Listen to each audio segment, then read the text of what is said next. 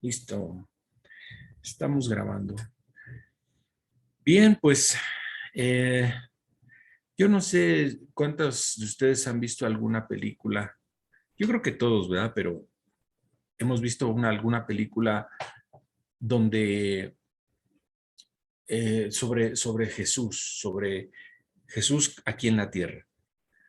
Eh, pues hay varias desde siempre, ¿no? Yo recuerdo que en los tiempos precisamente que acabamos de pasar, de la que se llama la Semana Santa, siempre hay una serie de programaciones que invaden la televisión con películas que son de Jesús, ¿no? Y que pasan pasajes bíblicos actuados, pero siempre indiscutiblemente al que utilizan de actor para Jesús siempre es un hombre eh, eh, rubio, blanco, de ojos de color, de mirada penetrante, eh, casi un danés, un alemán, un norteamericano, ¿no? Así es como nos lo muestran y, y- y a veces eh, con una voz profunda, pero muy serena. Y todo eso nos va marcando, o nosotros a lo mejor tenemos por ahí un póster o una imagen, una fotografía, no fotografía, porque ¿quién le tomó fotografía a Jesús, no?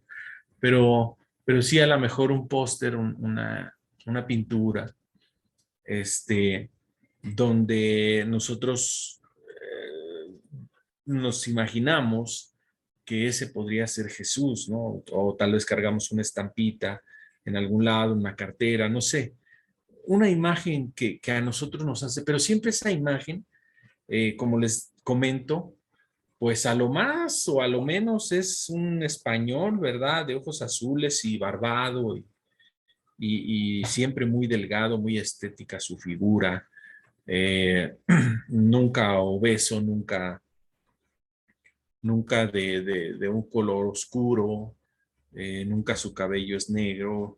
O sea, en fin, esa es la imagen que nos presenta eh, o que nos han presentado, ¿no? Una imagen tipo Hollywood, una imagen tipo, eh, pues, tipo europea, tal vez, acerca de Jesús.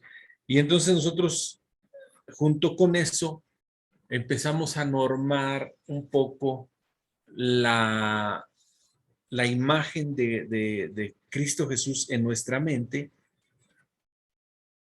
y pensamos que así fue, así era Jesús. Eh, siempre con las señales o las características de los cánones de la mayor belleza, hablando humanamente, eh, y de una presencia impactante. Entonces, esa es la imagen que nos han vendido de Cristo Jesús y que nosotros pues hemos comprado, ¿no? Hemos dicho, no, pues sí, así era Jesús. Y junto con eso, ahora en la parte del carácter, también nos han vendido una idea que nosotros hemos comprado y que muchas veces es la idea de un Jesús muy flemático, muy tranquilo, muy que nunca hacía o decía cosas que lastimaran o que ofendieran a los demás, eh, que muy poco reía o que nunca reía, que en sí, o sea, mil cosas que nosotros nos vamos imaginando acerca del Jesús que nos han presentado y, y decimos, bueno, pues eh, así era Jesús. ¿Cómo lo visualizamos? En la Biblia en realidad no hay algún dato Bueno, sí, hay solo un dato de la apariencia física de Jesús que dista mucho, está muy separada de la imagen que nosotros o que nos han regalado, que nos han vendido de Jesús, una imagen muy diferente, ¿no? El otro día que estábamos reunidos en casa de mi hermana Raquis, este, estábamos comentando acerca de eso.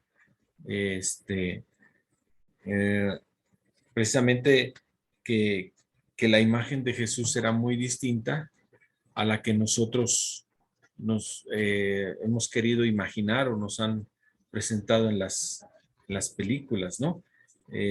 Siempre sale un galán, ¿no? Muy tremendo y y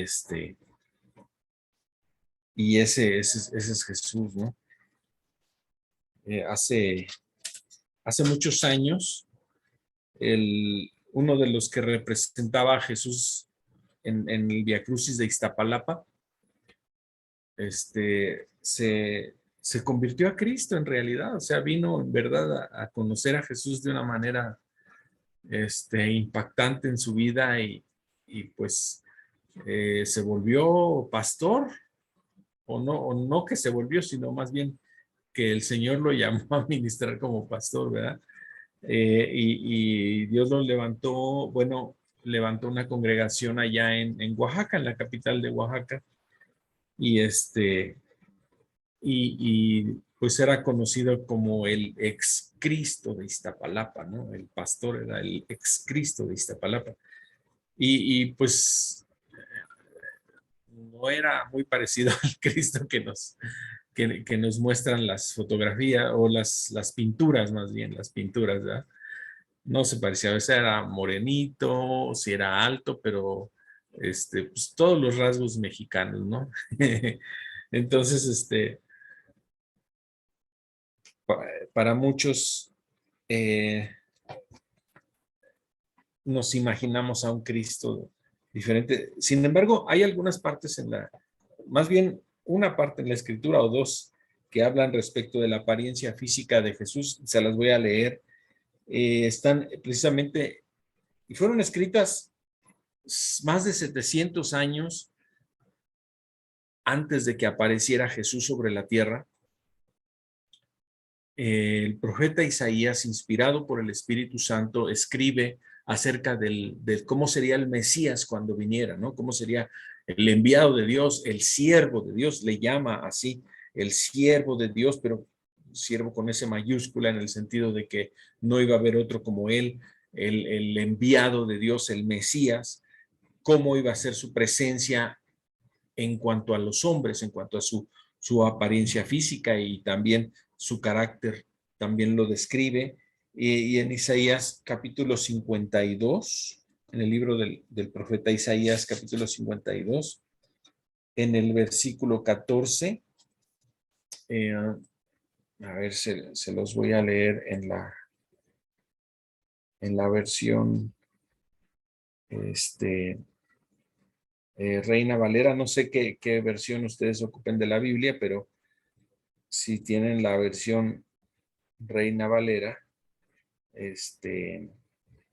1960, pues en esa es en la que les voy a leer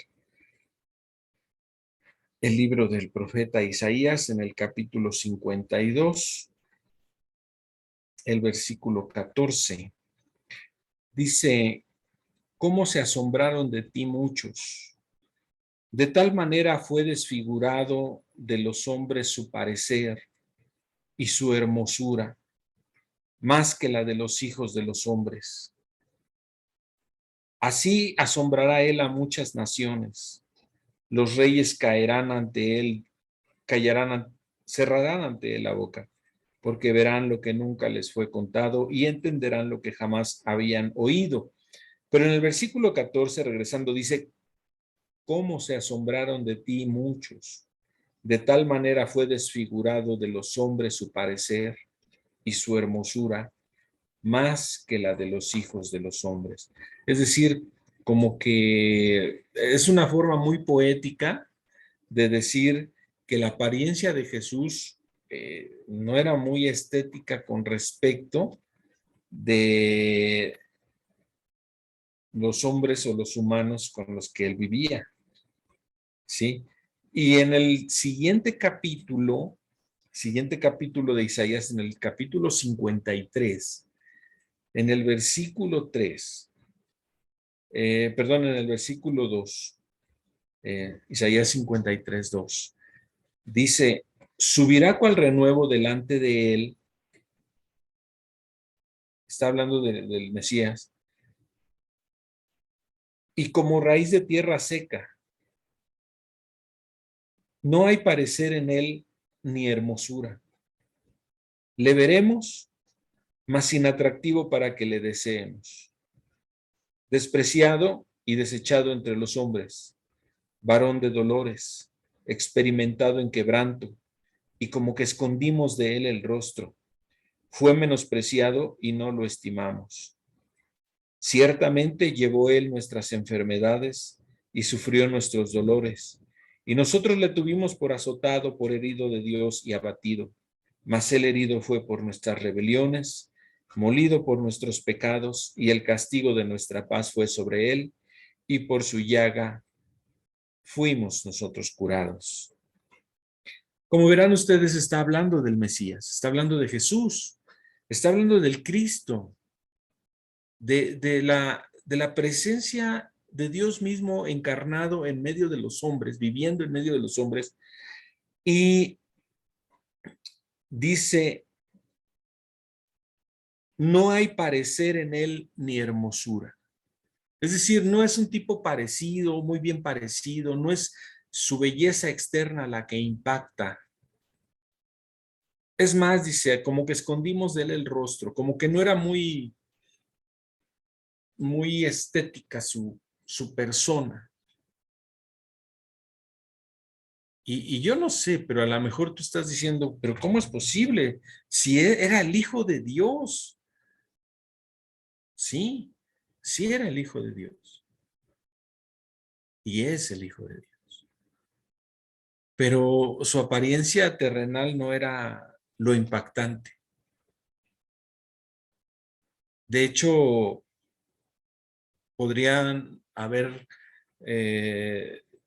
caminado entre la gente y la gente no volteaba a verlo, o sea, X, si no es que hubiera un testimonio de parte de Dios a través de él. Por ejemplo, Juan el Bautista, cuando lo ve venir para ser bautizado Jesús, entonces hay una revelación divina de parte de Dios donde le muestra y dice, ese es mi hijo amado. Este es mi hijo amado, o sea, en el que yo tengo complacencia. Desde el cielo viene una revelación para Juan y Juan la ve y la oye y muchos que estaban ahí también la escucharon. Y entonces otros lo que escucharon en realidad fueron como unos truenos nada más, pero Dios estaba hablando diciendo, este es mi hijo. Como como un sello, como una revelación, como diciendo, a lo mejor ustedes no lo notan, no es para ustedes impactante su presencia, pero este es mi hijo. Entonces, eh, no hay a veces nosotros, y todo esto es ¿para qué?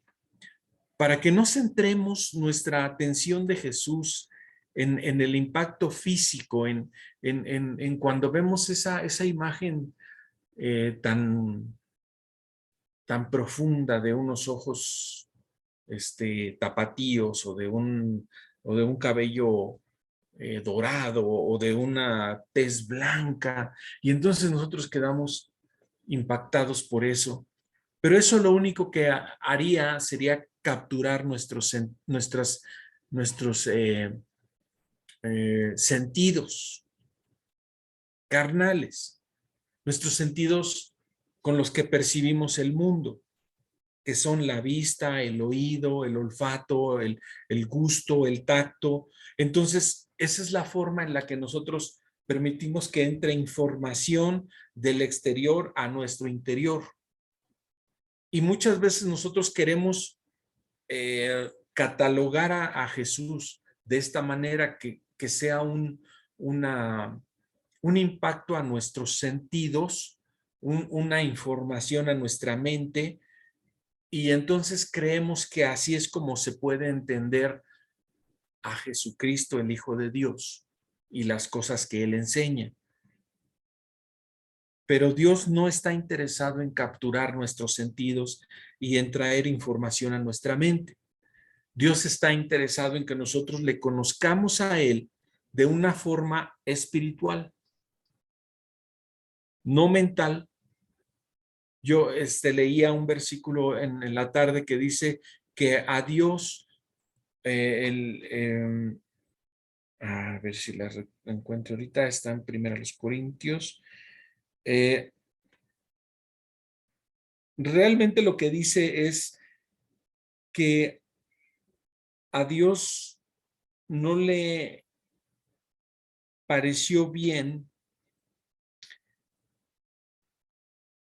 que el mundo le conociera a través de la sabiduría, sino que a través de la locura de la predicación del evangelio. Es decir, que a Dios no se le conocería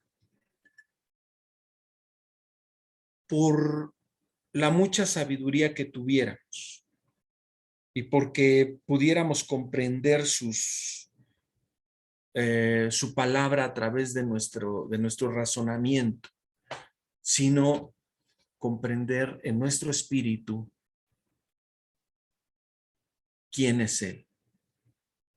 Tener una comunicación directa de espíritu a espíritu y no de mente a espíritu. Porque Dios es espíritu, y eso sí lo dice la Escritura, ¿sí?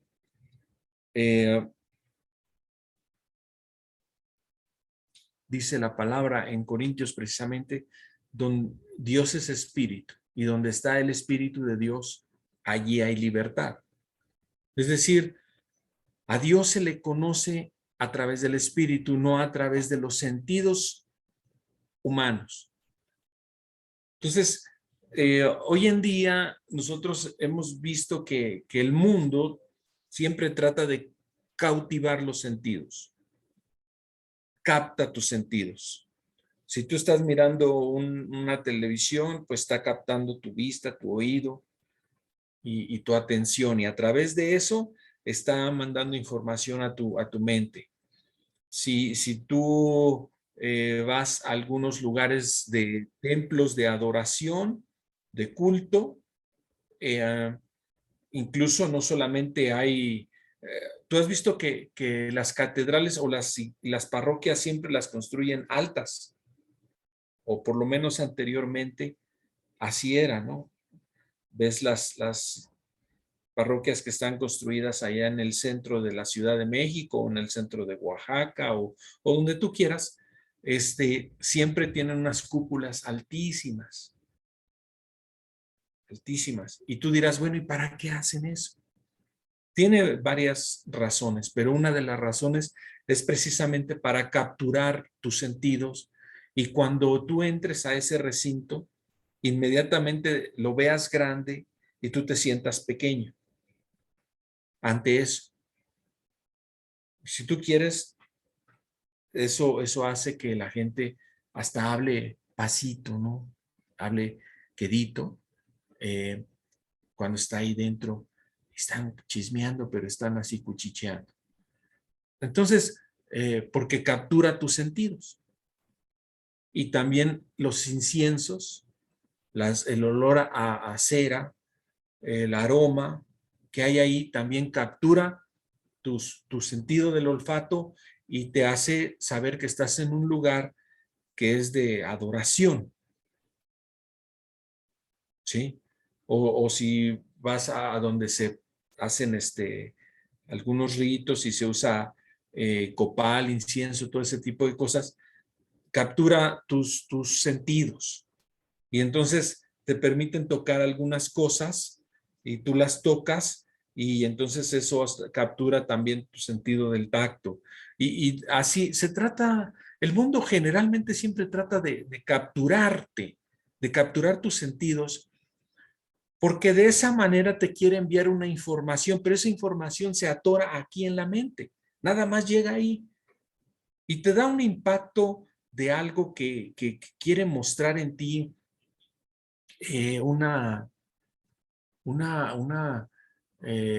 que te doblegue, que haga que tú te sientas pequeño y que permitas que escuches con atención lo que se te dice.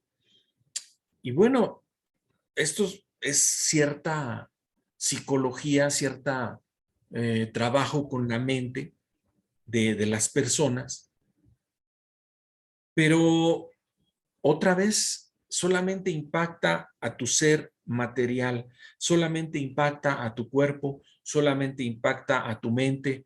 Es como cuando vas a un restaurante, generalmente siempre están pintados de color naranja, sobre todo los restaurantes que son de comida rápida, porque eso impacta a tu psique, a tu mente, de manera que te gusta estar ahí, pero que tienes que ir rápido. O sea, ese es el color naranja, eso es lo que impacta en la psique humana. Y es que es muy bonito, pero nos despedimos rápido, ¿no? Entonces, en los lugares de comida rápida se pintan generalmente de color naranja, precisamente para impactar de esa manera a la psique humana. Ahora, regresando al tema, ¿por qué Jesús no permitió que hubiese una descripción física de él? O que alguno de los apóstoles, por decir Juan, el más pequeño de los apóstoles, el que le era permitido por Jesús recostarse en su pecho en algunas ocasiones mientras Jesús hablaba la palabra, el pequeño Juan, ahora sí que el pequeño Juan, se sí, también, perdón, me están mandando una anotación, y es porque el color naranja también da hambre. ¿Por qué lo pintan de naranja? Bueno, pues porque también despierta el apetito, sí es cierto, también por eso, pero también te hace permanecer muy poco en el lugar donde estás. Por eso es que muy pocos de nosotros, o casi nadie, pinta su casa de naranja adentro. La puedes pintar afuera, pero no adentro. Ok, bueno, regresando otra vez a Jesús, ¿por qué no eh, permitió que hubiera una descripción física de él? Juan, el hermano de Andrés, el hermano de Jacobo, perdón, el hermano de Jacobo, porque Andrés era hermano de Pedro. Ok, estamos confundiendo ahí a la familia. De los apóstoles de Jesús, era el más pequeño.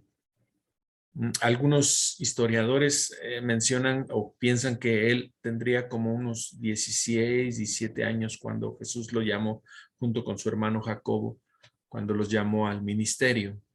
Entonces, eh, y ese Juan fue el que escribió Primera de Juan, Segunda de Juan, Tercera de Juan y posteriormente el libro de Apocalipsis o de Revelación.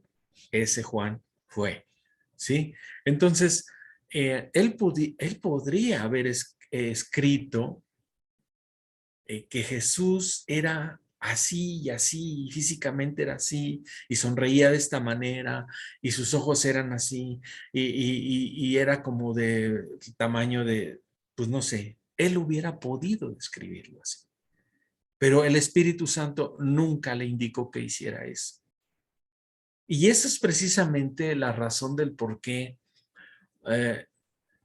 entendemos que a Dios no le gusta mostrarnos una imagen física ante la cual nosotros, pues ahora sí que le rindamos adoración.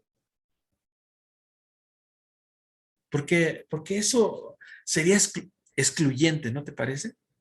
Por ejemplo, los que tuvieran el color de piel como Jesús dirían, no, pues mira, hasta el color de piel somos yo soy de Jesús porque tengo este color de piel. O el que tuviera el color de ojos, no, si Jesús tenía los ojos azules o verdes, mira, yo tengo los ojos azules como Jesús. Y sería excluyente para los que pues, somos nopalitos, ¿no? O sea, prietitos y con ojitos de, de regalo, ¿no? Entonces, eh, ese es algo que Dios no permite, que Dios no le gusta, que Él no tiene en sus planes que nosotros eh, estemos pensando en ese Jesús, sino en el carácter de ese Jesús. Ahí es donde nosotros vamos a, a profundizar, a ver a Jesús con ojos nuevos. Mire, yo no sé, pero a lo mejor usted ha leído los evangelios. Yo no sé cuántos de los que están aquí conectados hoy han leído los evangelios, pero a mí sí me gustaría invitarlos para que los lean. Lean los evangelios. Los evangelios son los primeros 4 libros del Nuevo Testamento, que son el Evangelio según Mateo, el Evangelio según Marcos, el Evangelio según Lucas y el Evangelio según Juan. ¿Sí?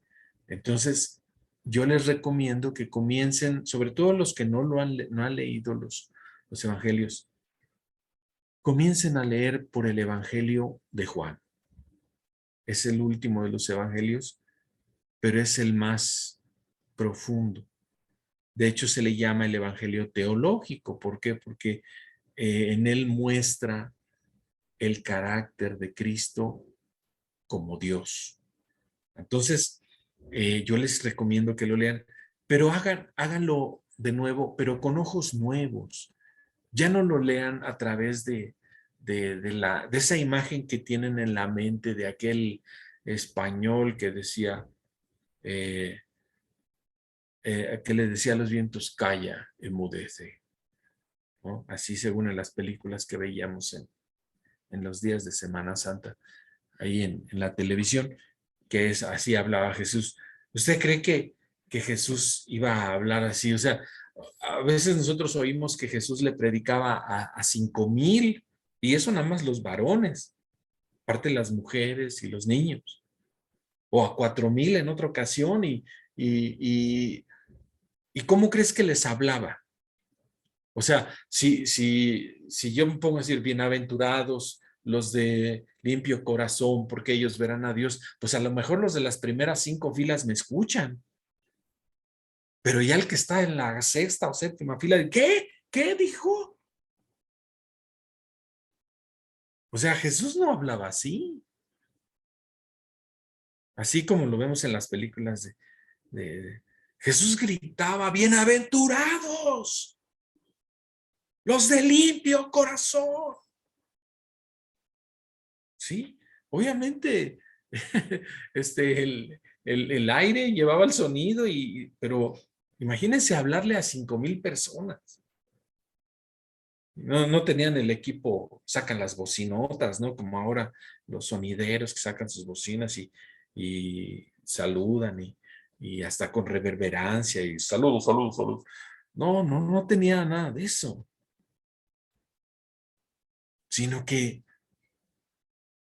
era pulmón, era.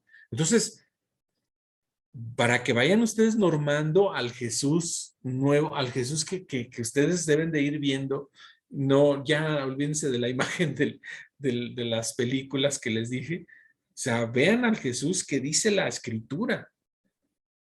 Ahora, esto hablando físicamente, ya les dije, ni era el más guapo, ni era el galán, ni era impactante su imagen, ni hablaba pasito, y además, pues había algunas otras cosas por los que lo reconocían los, cómo era su carácter, ¿no? Por ejemplo, en Lucas capítulo 7, versículo 34, y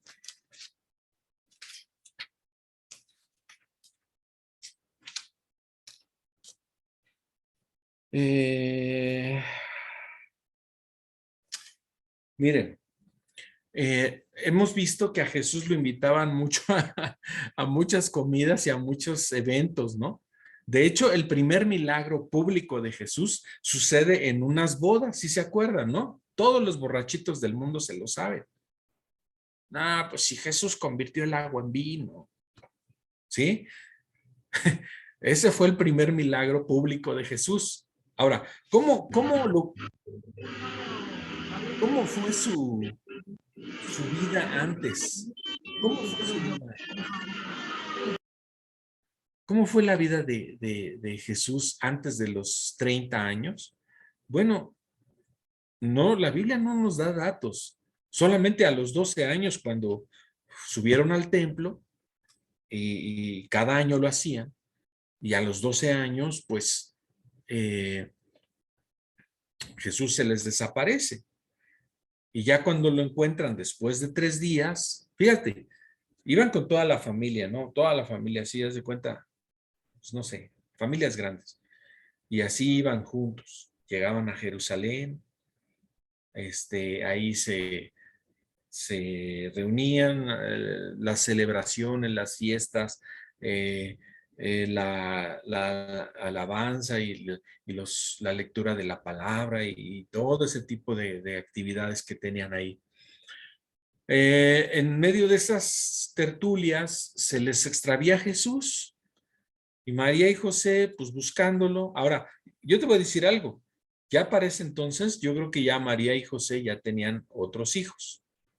Más adelante lo dice la escritura, que ellos formaron, o sea, que ellos siguieron su vida de matrimonio y tuvieron más hijos. Ajá. Por si no lo sabías, la Biblia dice que José y María tuvieron más hijos. Uno de sus hermanos se llamaba Jacobo, otro se llamaba Judas, ¿sí? Y tenía hermanas también, mujeres. Bueno, entonces, ¿por qué no notaron después de 3 días o notaron después de 3 días que faltaba Jesús? Porque pues, estaban cuidando a los otros hermanitos, me imagino, a los más pequeños, hasta que ya notaron que Jesús no estaba. Lo anduvieron buscando con toda la familia y anduvo José preguntando por todos lados, no han visto a mi hijo, no han visto a mi hijo ya. Ah, sí, creo que andaba por allá, estaba sentado con los principales sacerdotes ahí en la sinagoga, ya en el templo estaba, y ya lo va a buscar y está ahí en medio de ellos. Y ellos haciéndole preguntas y comentando del libro de Isaías y del libro de Habacuc y del libro de los Salmos y de los libros de los Reyes y preguntando y Jesús contestándoles, deleitándose en la plática de las cosas de Dios. Y José llega a mí, muy chamaco, ¿por qué no nos dijiste dónde andabas? Mira, estamos espantados, tu mamá. Yo creo que María estaba ahí, mi hijo, no, mi hijo, ¿dónde andabas? No, no, así como bien, ya sé cómo lo ponen en las películas, ¿no? Ay, mijito, ¿por qué te perdiste? Mira, nosotros estamos.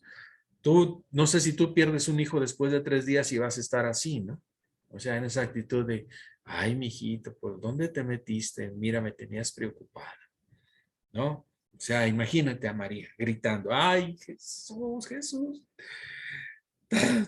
¿por qué nos haces esto, muchacho? Sí, bueno, te digo que hay que leer la Biblia con ojos diferentes de cómo la leíamos. Bueno, entonces, eh, aparece Jesús, les dice, miren, lo que pasa es que yo estoy en los negocios de mi padre, esto es lo mío, este es mi lodo, esto es lo que me encanta a mí. Sí, pero bueno, vámonos ya, ni modo, a seguir siendo carpinteros. Y aprendió la carpintería. Yo no sé a cuántos de los de su alrededor les hizo una silla, una mesa, cuántos le fueron a la mejor a reclamar, le dijeron, oye, la mesa que nos hiciste como que está muy, como que se tambalea, Jesús, o no sé. La Biblia no nos dice cuándo murió José, el padre putativo de Jesús, el padre que pues en realidad no fue padre, ¿verdad? Sino que pues fue para padrastro, nosotros lo decimos aquí en México, así le decimos. cuidó a Jesús durante su desarrollo como joven a llegar a ser hombre y le enseñó el oficio de la carpintería y Jesús lo aprendió diligentemente y a lo mejor Jesús también les ayudó a construir una casa a alguien de carpintería. No sé, o sea, todo esto, hay fábulas que han inventado, ¿no? Por ahí que se oyen bonitas, pero pues son inventos humanos, ¿no? De que un día estaba jugando con un niño y que se murió un pajarito y que luego se lo dieron a Jesús y que lo resucitó. Yo no sé, o sea, eh, son fábulas, pueden ser verdad, no a lo mejor no, en la Biblia no está. Pero, ¿por qué hay un silencio de parte de Dios desde los 12 años hasta los 30 años de Jesús? Hay un silencio total de qué es lo que hacía Jesús. Lo único que hacía era vivir con su familia, aprender el oficio del padrastro y ser obediente. Pero esa forma de vivir suya dio un testimonio tan impactante en la sociedad en la que él vivía, que las personas eh, que vivían cerca de él le tenían un aprecio tan grande que lo invitaban a las celebraciones, a él, a su familia, a su mamá, a sus hermanos.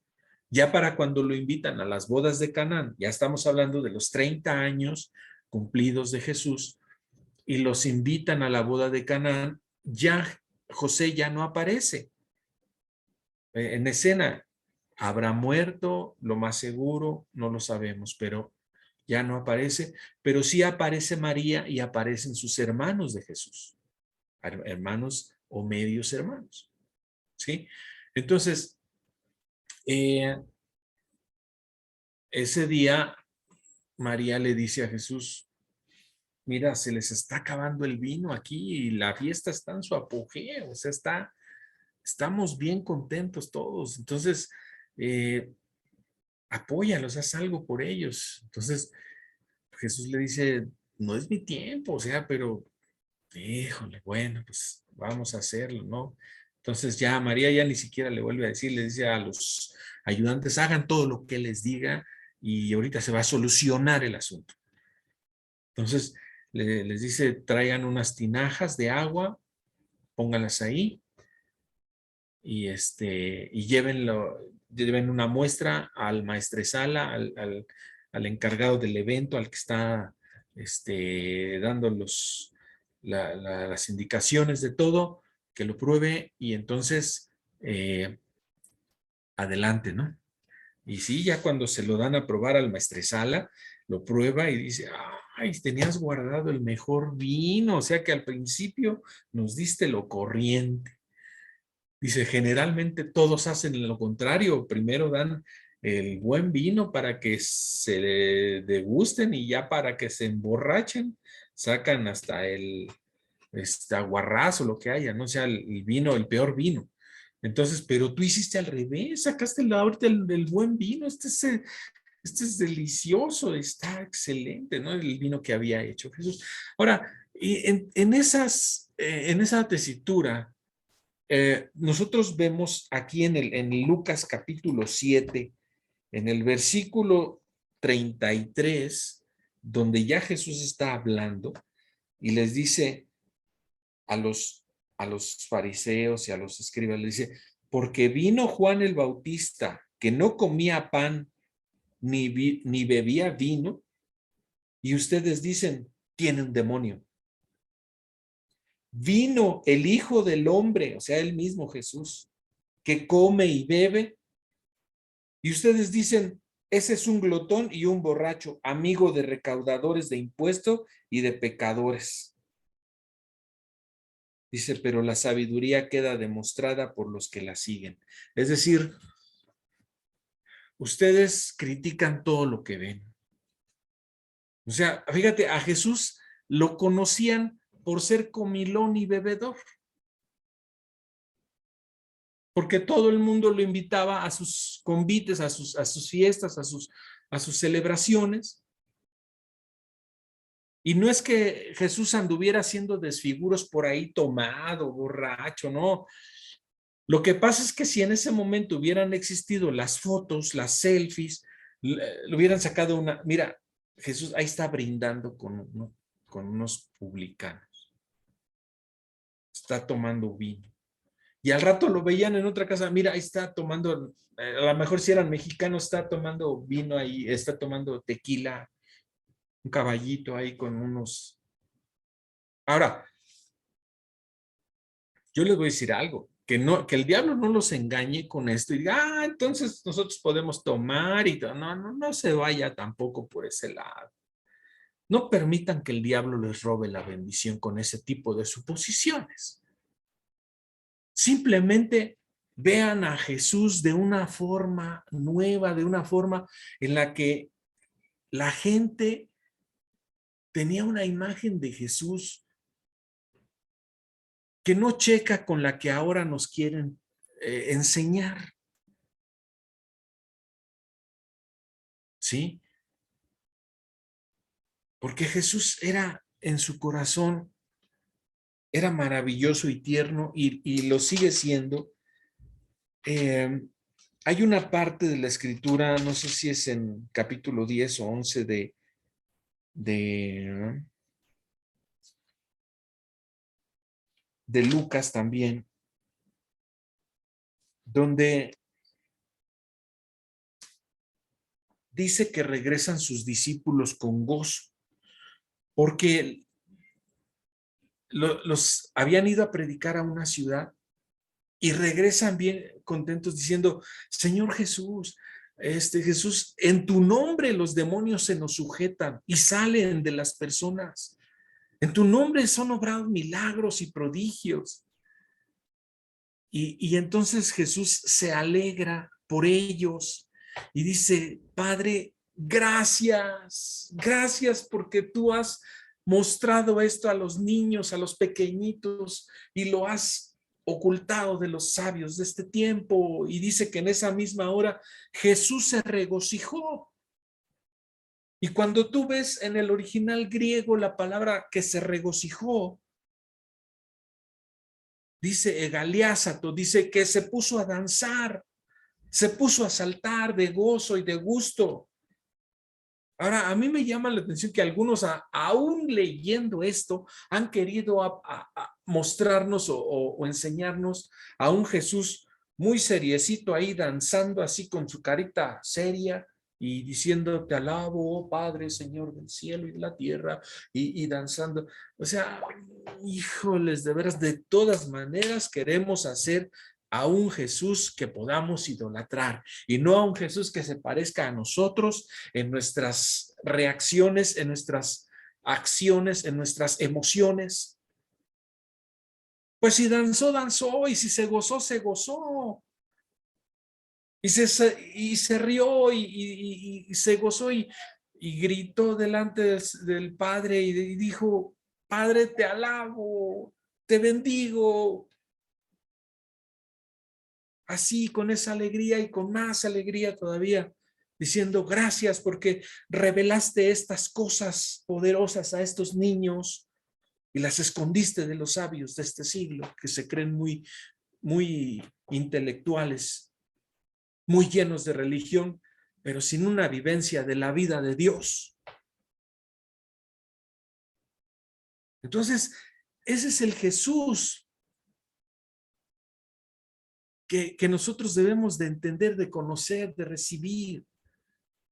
Por eso cuando venimos a Cristo, hermano, nuestra vida no debe de ser triste y llena de todo ese tipo de cosas de solemnidades y de cosas que a veces, ay Dios mío, andamos tan ocupados y preocupados en tantas cosas que no estamos viendo el reino de Dios en nuestra vida.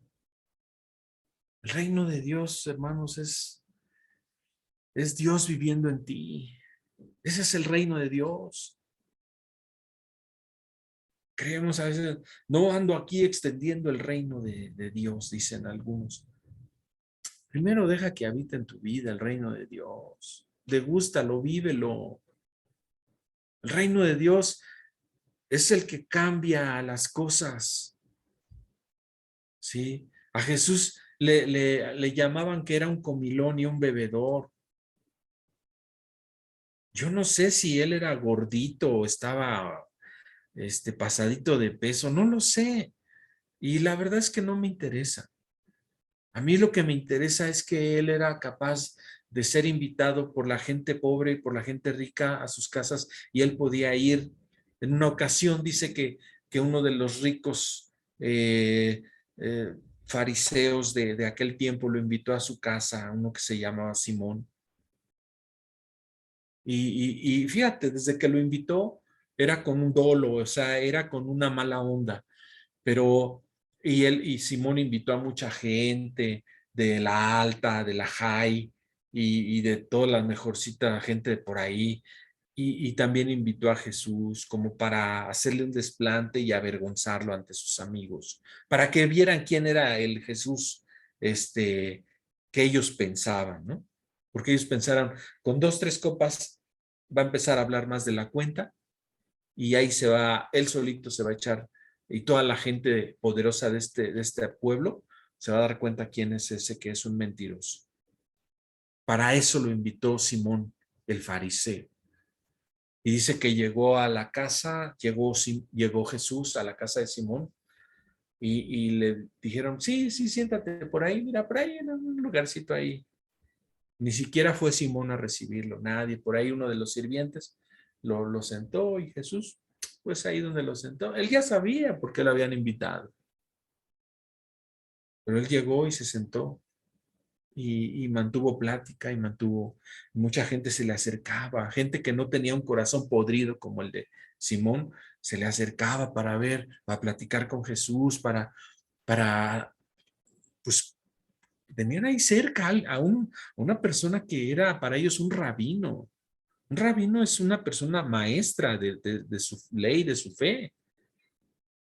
Eso, así es como lo veían ellos, ¿sí? Entonces, lógicamente que mucha gente pues, se acercaba a él y le hacían preguntas.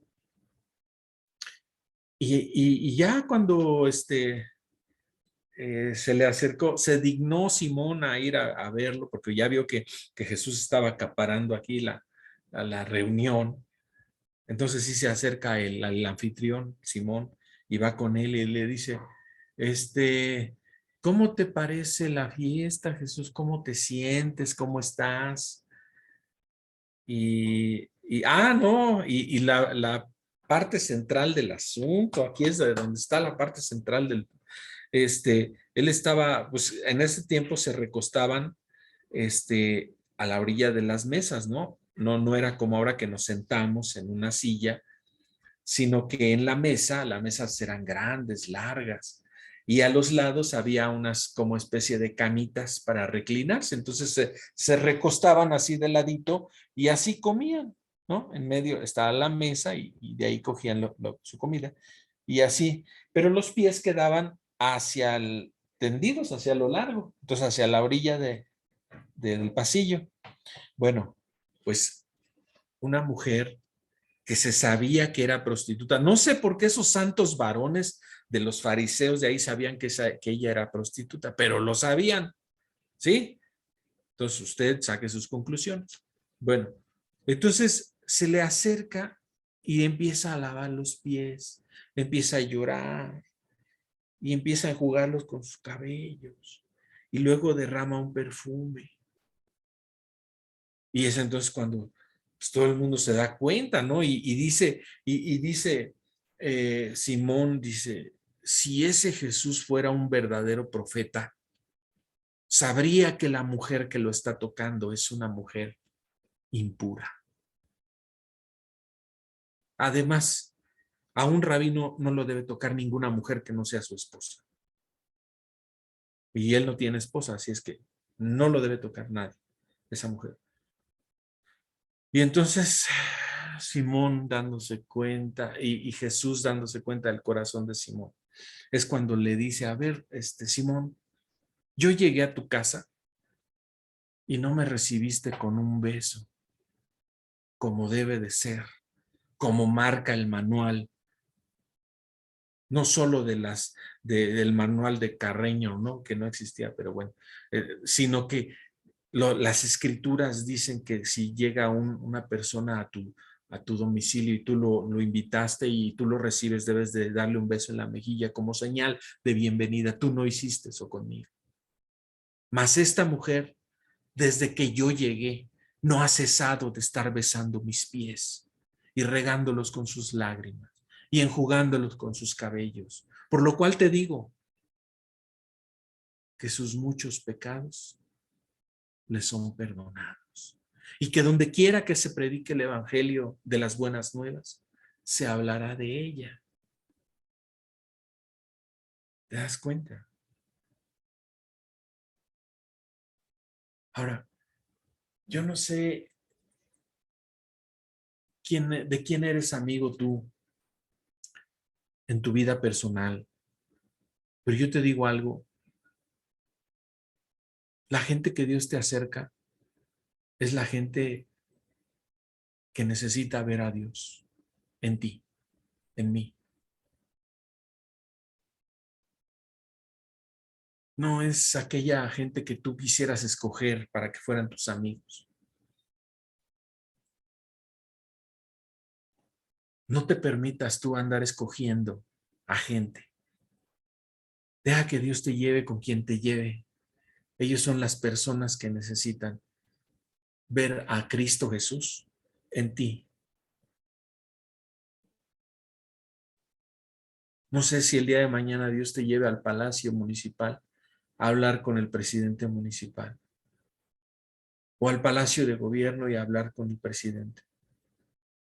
O si mañana Dios te lleva a un lugar de mala muerte, a un lugar feo, y se te acercan los borrachos y las prostitutas. Y entonces tú dices, Señor, líbrame de esto. Y no sabes qué es Dios llegando a esas personas, llegando a esas vidas a través de ti y de mí. Ese es el Jesús que habla la Biblia. Ese es el Jesús que vive en ti y vive en mí. No es el de la estampita del tipo europeo ahí dibujado. No es el del cuadro bonito que a lo mejor algunos tienen. Ese no es el Jesús. El Jesús es el que vive dentro de ti. Es el que alterna con los conductores de la combi, con los conductores de los taxis. Es el que alterna con la gente del tianguis. Es el que alterna con la señora de las tortillas. Es el que alterna con el de la tiendita. Es el que alterna que llega a pedir ese Jesús que sabe recibir y que sabe dar, que sabe desprenderse, que sabe tener comunión, comunicación, cercanía, a lo mejor hasta amistad, con gente a la que mucha gente no quiere tener amistad. ¿Sabes? Ese es Cristo Jesús. Obviamente, en un rato no alcanza para describir a ese Jesús. Nos faltó hablar de su carácter, cómo él comprendía a las mujeres, cómo había mujeres que le servían con su dinero y con su servicio, pero todas ellas se acercaban a él y fíjate lo que te decía desde un principio, no se acercaban a él porque los impactara su apariencia varonil y que dijeran, wow, a ver si ese Jesús se decide por alguna de nosotras, o no, no era ese el afán de ellas acercándose a Jesús.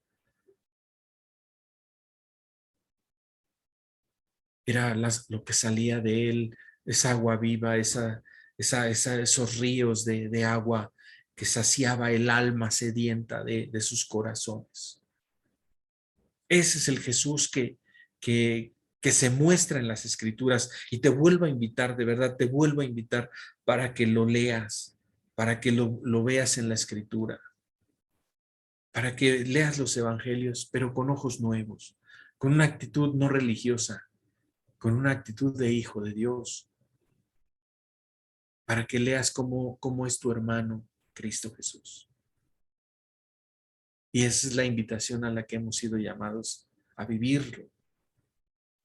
Hace 22 años más o menos a mí Dios me llevó a ese sitio de trabajo donde laboro y, y de verdad yo quiero decirles, cuando yo llegué ahí me sentía yo tan mal en el sentido de mi relación con Dios. Yo dije dentro de mi corazón, yo no voy a hablarle a nadie de la gente que está aquí, voy a hablarle de Cristo, a nadie. Porque además ya había escuchado yo por ahí que había habido unos malos testimonios y cosas así. Y decía, ¿para qué ser uno más que hable de cosas y al rato vean mi falsedad y las personas que están aquí sigan diciendo, no, mira, ¿para qué buscar a Dios para ser como ese? No, mejor así la dejamos.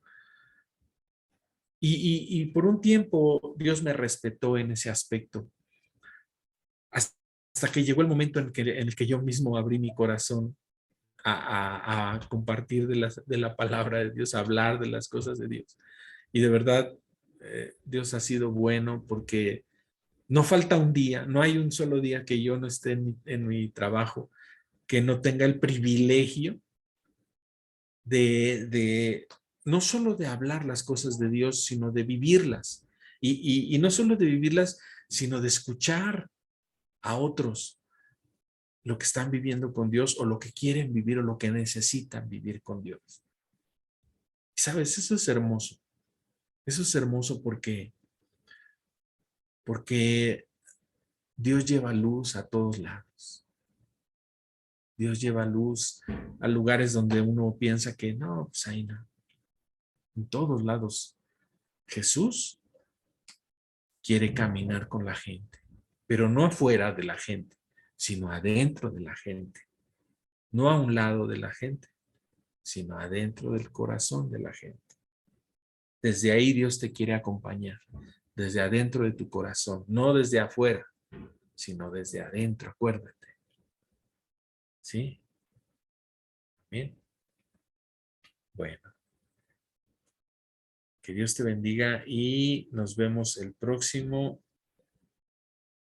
viernes. Bueno, voy a detener la grabación.